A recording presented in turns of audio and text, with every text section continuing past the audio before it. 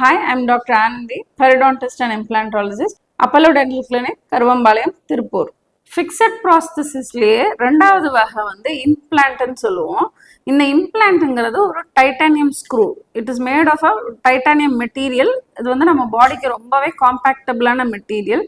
So எந்த காம்ப்ளிகேஷன்ஸும் வராது. இதில் வந்து ஒரு பல்லு இல்லைன்னா அந்த பல்லோட வேரையும் சேர்த்து ரீப்ளேஸ் பண்ணுறது தான் இம்ப்ளான்ட் ப்ரொசீஜர்.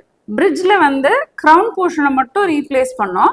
வேறாஸ் இம்ப்ளான்ட்ல வந்து ரூட் போர்ஷனையும் நம்ம ரீப்ளேஸ் பண்ணுறோம். இந்த டைட்டானியம் இம்ப்ளான்ட்ஸை உங்கள் எலும்புகளில் பொருத்திட்டு அது மேலே இந்த மாதிரி ஒரு அபட்மெண்ட் கொடுத்துருவோம்.